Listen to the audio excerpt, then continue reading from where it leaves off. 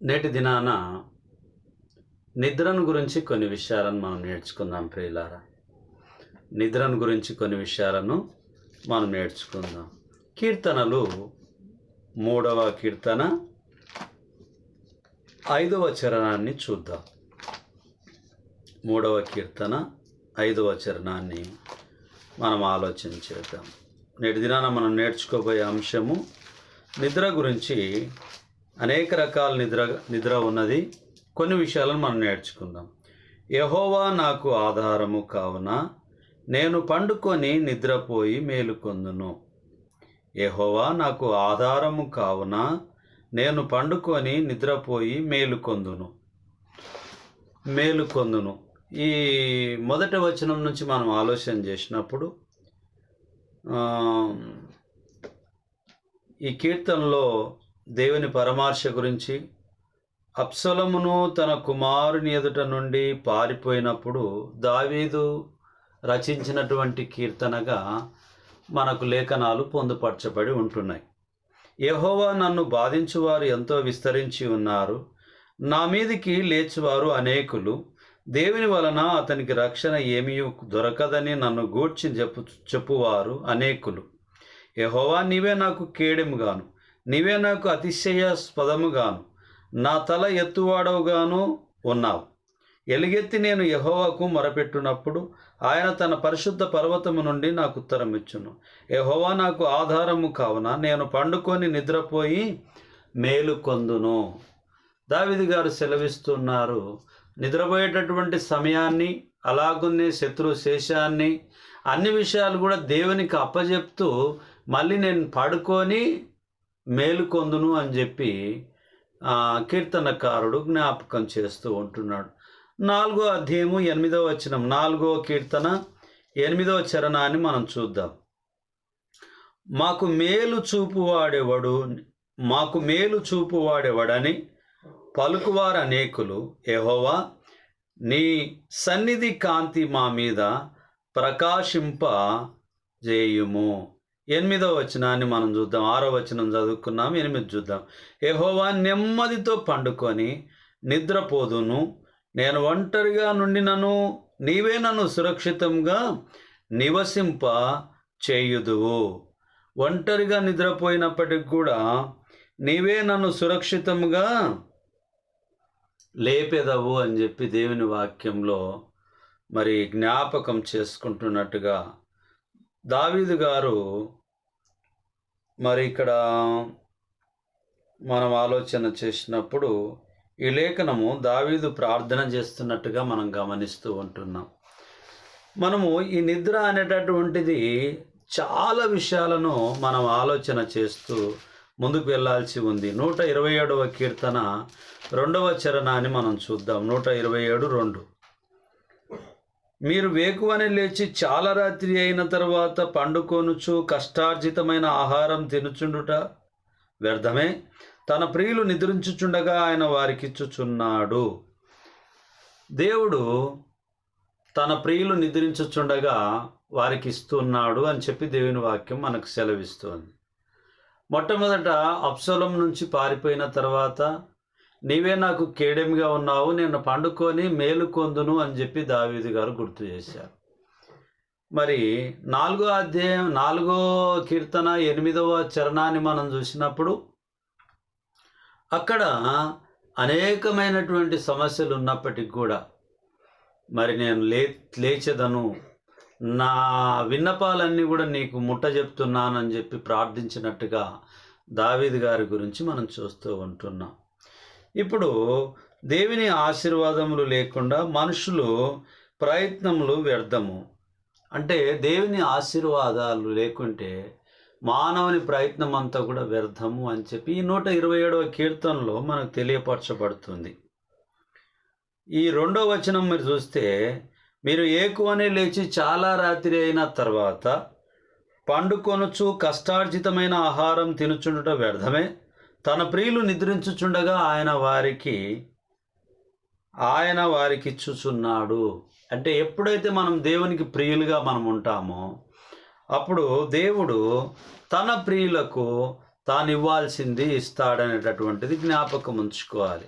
అలాగునే సామెతలు 3వ అధ్యాయము 3:24 వచనాన్ని మనం చూద్దాం. 3:24 పండుకొనున్నప్పుడు నీవు భయపడవు, నీవు పరుండి సుఖముగా నిద్రించెదవు.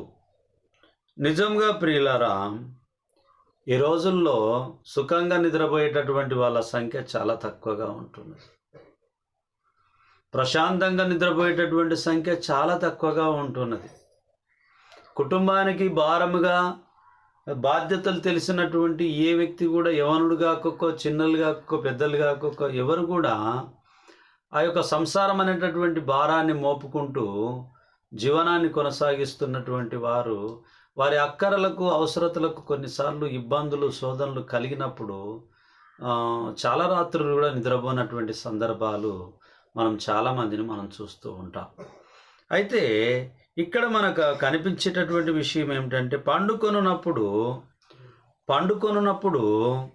మరి సుఖముగా నిద్రపోవచ్చు అని చెప్పి దేవుని వాక్యం మనకు సెలవిస్తూ ఉన్నది. ఎందుకు ఈ మాటలు మనకు సెలవు ఇవ్వబడుతుంది అని అంటే, దేవుని చిత్తంలో మనల్ని బలపరిచి ఉంటున్నాడు. మరి ఎవరైతే సుఖంగా నిద్రపోగలుగుతారో వాటిని బట్టి ఈ మాటలు మనకు నేర్పింపబడి ఉంటూ ఉన్నాయి. నా ప్రియమైనటువంటి సహోదరి సహోదరులారా, వాక్యం వింటున్నటువంటి నీవు నేను ఆలోచన చేయాల్సింది ఏమిటి అని అంటే, దేవుని చిత్తంలో మనం బలపరచబడాలి, సుఖముగా నిద్రపోయే వారిగా ఉండాలి. అమ్మ గబ్యాటికిడి అబ్బా, లైట్ పోయింది, కరెంటు పోయింది. దేవుని దగ్గర మనం నెమ్మదిగా, ఆలోచనకరంగా దేవుని మీద ఎప్పుడైతే మనం భారం వేస్తూ ఉంటామో, బాధ్యతగా ముందరికి వెళ్తూ ఉంటామో, దేవుడు సుఖమైనటువంటి నిద్రను మనకు దయచేస్తాడు. మనంతకు మనం ఆలోచన చేస్తే, మనంతకు మనము ఆశపడితే అది కాదు అనేటటువంటిది దేవుని వాక్యం మనకు తెలియపరుస్తూ ఉంటున్నది. ఎప్పుడైతే సుఖమైనటువంటి నిద్రను మనం పోవాలని అనుకుంటే దేవుని చిత్తంలో మనం ఉండాలి అనేటటువంటిది జ్ఞాపకం ఉంచుకోవాలి ప్రియులారా. ఎందుకు అనంటే, మానవాళి జీవితము దేవుని మీద ఆధారపడి ఉన్నదనేటటువంటిది మనం జ్ఞాపకం ఉంచుకోవాలి. దేవుని చిత్తంలో మనము జ్ఞాపకం ఉంచుకోవాలి. ఇర్మియా గ్రంథము 31:26 చూద్దాం ప్రియులారా. ఇర్మియా గ్రంథము 31:26 మనం చూద్దాం ప్రియులారా. ఇర్మియా 31:26. అంతలో నేను, క్షమించండి, 31:26 ఇర్మియా 31:26. అంతలో నేను మేలుకొని ఆలోచింపగా నా నిద్ర బహు వినోదమాయను. 25 చూస్తే, కావున సేద్యము చేయువారేమి, మందలలో తిరుగులాడు వారేమి, యూదా వారందరూ పట్టణస్థులందరూ వారి దేశంలో కాపురముందురు. అంతలో నేను మేలుకొని ఆలోచింపక నా నిద్ర బహు వినోదమాయను. యెహోవా వాక్కు ఇదే, ఇశ్రాయేలు క్షేత్రంలోను యూదా క్షేత్రంలోను నరబీజమును మృగబీజమును నేను చల్లు దినముల వచ్చుచున్నవి. ఈ 26లో మనం చూసినప్పుడు, అంతలో నేను మేలుకొని ఆలోచింపగా నిద్ర బహు వినోదమాయను. చాలాసార్లు మనము నిద్రలో ఉన్నప్పుడు కొన్నిసార్లు వినోదంగా అనిపిస్తుంది మనకు. ఎందుకు అని అంటే, ఏవేవో కలలు పడుతూ ఉంటాయి. ఆ కలలు పడినటువంటి సందర్భంలో మనము అనేక విషయాలను కొన్నిసార్లు నవ్వుకుంటాము, కొన్నిసార్లు మరి ఇబ్బందిగా కూడా కొన్ని అనేక రకమైనటువంటి కలలు కూడా మనకు పడుతూ ఉంటాయి. మార్కు సువార్తలో 4వ అధ్యాయము 38వ వచనాన్ని మనం చూద్దాం. మార్కు సువార్త 4:38. మార్కు సువార్త 4:38 మనం చూద్దాం ప్రియులారా. ఎందుకు ఈ నిద్ర గురించి అనేకమైనటువంటి విషయాలను మనము చూస్తూ ముందుకు వెళ్తూ ఉంటున్నాము. ఇది మొదటి భాగమై ఉంటున్నది. ఇంకా చాలా భాగాలు మనము దేవుని వాక్యము మనం చూడబోతూ ఉన్నాం. 4:38లో మనం చూసినప్పుడు, ఆయన దోనె ఆమరమున తలగాడ మీద తలవాల్చుకొని నిద్రించుచుండెను. వారాయనను లేపి, బోధకుడా, మేము నశించిపోవచ్చున్నాము, నీకు చింత లేదా అని ఆయనతో అనిరి.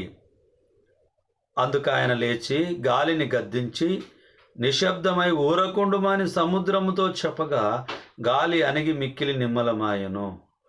ఏమైంది ఇక్కడ? శిష్యులు ఉన్నారు, మరి ఏమంటున్నారు ఆలోచన? ఆయన ధోనిలో అమరమున తలగాడ మీద తల వాల్చుకొని నిద్రించుచుండగా వారు ఆయన లేపి, బోధకుడా, మేము నశించిపోతున్నాం, నీకు చింత లేదా అని అంటే, ఇక్కడ యేసు ప్రభు వారి గురించి, యేసు ప్రభు వారు ఉన్నారు, అక్కడ ప్రయాణించేటటువంటి వాళ్ళు ఉన్నారు. ఆ ప్రయాణంలో చాలా అలజడి రేగి ఉంటున్నది, తుఫాను బాగా చెలరేగి ఉంటున్నది. అలాంటి సందర్భంలో వాళ్ళు మేము మరణిస్తాము, ఏదో సమస్య జరగబోతుంది అని అనుకుంటున్నారు. కానీ యేసయ్య మాత్రం ప్రశాంతంగా అక్కడ నిద్రపోయినట్టుగా మనం లేఖనాన్ని మనం పరిశీలన చేస్తూ ఉంటున్నాం. వారు లేపిన తర్వాత యేసు ప్రభు వారు గద్దించగా నిమ్మలమైంది, మౌనమైంది అని చెప్పి దేవుని వాక్యం మనకు సెలవిస్తూ ఉంటుంది. ఎందుకు అని అంటే, యేసుక్రీస్తు ప్రభు వారి లోకానికి వచ్చినటువంటి విషయం ఆయనకు తెలుసు. ఈ లోకంలో ఆయన పాపుల నిమిత్తం వచ్చానని తెలుసు, తండ్రి చిత్తం నెరవేర్చడానికి వచ్చానని తెలుసు. అయినా తాను తండ్రి చిత్తం ఏమైతే చేయాల్సి ఉందో ఆ చేయాల్సినటువంటి పని నిమిత్తము తాను ఉంటున్నాడనేటటువంటిది జ్ఞాపకం ఉంచుకోవాలి. మరి ఇక్కడ ఉన్నటువంటి వాళ్ళు ఏమంటున్నారు? బోధకుడా, నీకు చింత లేదా, మేము మునిగిపోతున్నామని అంటున్నారు. అంటే అనేక సార్లు నిద్ర కూడా మనిషిని ముంచి వేస్తుంది అని చెప్పి వాళ్ళు అనుకుంటున్నారు. ఎందుకు అని అంటే, అందులో యేసయ్య ఉన్నాడు కదా అని చెప్పి భయం, శ్రద్ధ వాళ్ళకి లేదు. యేసు ప్రభు వారు మాతో ఉన్నారు కదా అనేటటువంటి గొప్ప ఆలోచన వారికి కలగలేదు. యేసయ్య ఉన్నప్పటికి కూడా వాళ్ళు ఏమనుకుంటున్నారని అంటే, మీకు చింత లేదా, ఇలా నిద్రపోతున్నారు అని అనుకుంటున్నారు. దేవుడు చాలా గొప్పవాడుగా ఉంటున్నాడు. తండ్రి అయిన దేవుడు కుమారుని లోకానికి పంపించాడు, మానవాళి పాపము నిమిత్తము పంపించున్నాడు అనేటటువంటిది మనం జ్ఞాపకం ఉంచుకోవాలి. అపోస్తల కార్యము 12వ అధ్యాయము మొదటి నుంచి కొన్ని వచనాలని మనం చూద్దాం ప్రియులారా. అపోస్తల కార్యము 12వ అధ్యాయము మొదటి నుంచి కొన్ని వచనాలని మనం చూద్దాం. దాదాపు అదే కాలమందు రాజైన హేరోదు సంఘపు వారిలో కొందరిని బాధ పెట్టుటకు బలత్కారముగా పట్టుకొని యోహాను సహోదరుడైన యాకోబును ఖడ్గంతో చంపించెను. ఇది యూదులకు ఇష్టమైన కార్యమని తెలుసుకొని పేతురును కూడా పట్టుకొనెను. ఆ దినముల పులియని రొట్టెల పండుగ దినములు అతనిని పట్టుకొని చెరసాలలో వేయించి పస్కా పండగైన పిమ్మట ప్రజల యొద్దకు అతన్ని తేవలెనని ఉద్దేశించి అతనికి కావలి ఉండుటకు 4 చతుష్టయముల సైనికులను అతనిని అప్పగించెను. పేతురు చెరసాలలో ఉంచబడెను. సంఘమైతే అతని కొరకు అత్యాసక్తితో దేవునికి ప్రార్థన చేయుచుండెను. హేరోదు అతనిని వెలుపలికి తీసుకొని రావాలని ఉండగా ఆ రాత్రి పేతురు 2 సంకెళ్లతో బంధింపబడి 2 సైనికుల మధ్యలో నిద్రించుచుండెను. మరియు కావలి వారు తలుపు ఎదుట చెరసాల కాచుకొని చుండిరి. చూడండి ప్రియమైనటువంటి వాళ్ళారా, ఇక్కడ పేతురు గారు నిద్రిస్తున్నట్టుగా మనం గమనిస్తూ ఉన్నాం. సంకెళ్లతో బంధింపబడి 2 సైనికుల మధ్య నిద్రించుచుండెను.